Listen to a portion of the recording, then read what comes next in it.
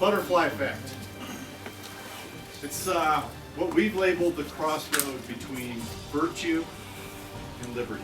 So part of my thought process of the butterfly effect is I think about what a small group of people who are passionate, committed, and willing to do the hard work over the long haul, how they can change things. Science has shown the butterfly effect to engage with the first of all movement of any form of matter, including people.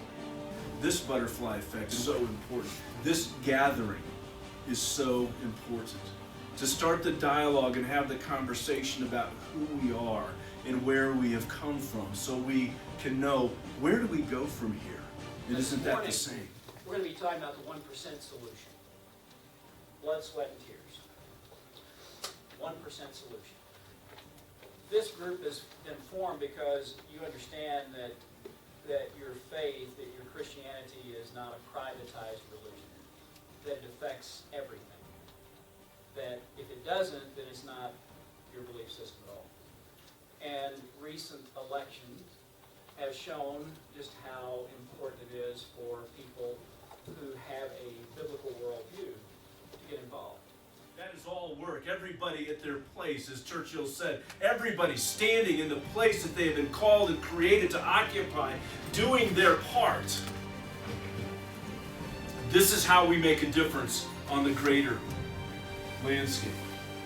So where do we stand today? Calvin Coolidge said, we can't do everything at once, but by God, we can do something.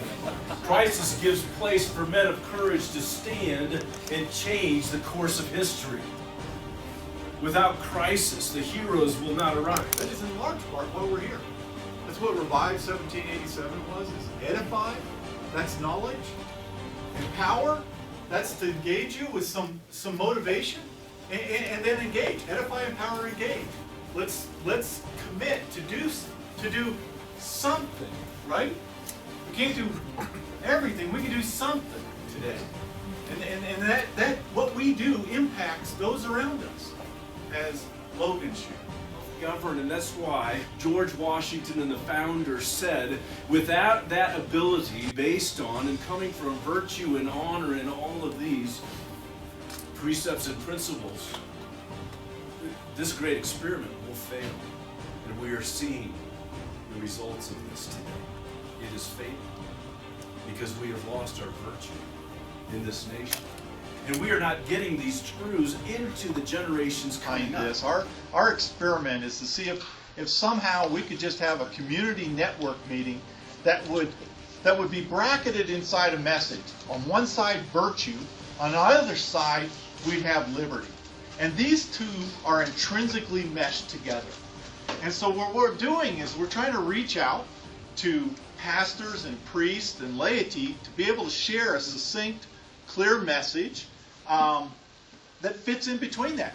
Totally free to pick what they choose, but then to share that with the community. So as I said last month, the success of this is through God's blessing, and you're getting the word out to the community.